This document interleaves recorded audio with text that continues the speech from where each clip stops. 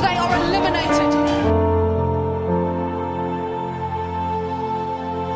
1.4 billion people's hearts skipped a beat when Megan du Preez flicked the ball through mid-wicket on the last ball of the innings to eliminate India from the 2022 World Cup. You could fault Smriti Mandhana's drop catch of Megan du Preez. You could fault the no ball in the last over by Deepti Sharma, which was a no ball in my opinion, but that will remain controversial for quite some times. But the players should stick their chin up. They gave it their all and fought till their last breath, and for that, they and we should be proud of them. They still managed to win 3 games against Pakistan by 107 runs, against West Indies by 155 runs, and against Bangladesh by 110 runs. And they had a few individuals who performed exceptionally well. So let's review India's World Cup tournament. If you watch India's matches, you could see that except for the match against New Zealand and England, India's batting has been decent. They scored 300 runs plus once, 240 to 300 runs thrice, 200 to 240 runs once, and below 200 runs twice. Their batting order can be compared to India's men test team batting order because there are big names there, but not all of them fired. India had the young gun Shefali Verma, who's a star in making and someone I rate highly. They have the experience of Smriti Mandhana, Mithali Raj,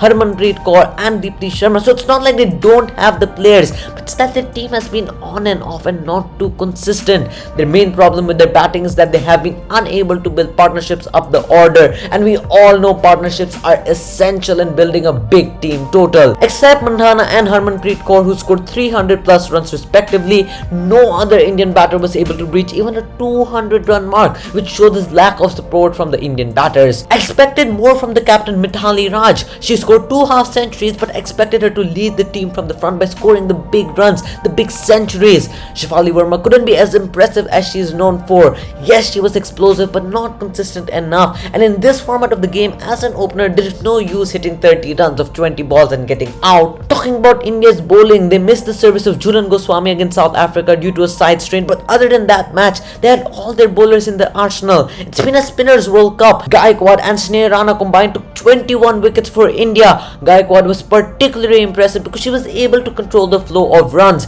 Harmanpreet Kaur also got the ball to spin, especially against South Africa where she took those 2 big wickets. Pooja Varsadkar got 10 wickets, Jhulan Goswami got 7 wickets, but India needed more all-rounders to support their bowling. If you see successful teams in the World Cup like Australia, who have won all their games so far, something they've done well is that they have and use 6 to 7 bowling options every match, which as a captain gives you luxury in case one of your lead bowlers is expensive. But for India, the majority of the time they had only 5 bowling options and at times 6. Harmanpreet Kaur was a bonus in the last match, but India didn't have the luxury to have more bowlers because then that weakened their batting. So all-rounders are something India has to focus on attaining, and that is why the women's IPL becomes even more important and essential to groom players.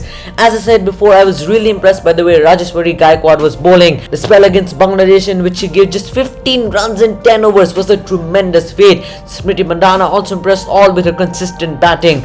Overall, look, cricket is a game of margins. India would have backed themselves to win the match against Australia, but they lost in the last over, and the match against South Africa, so close yet so far.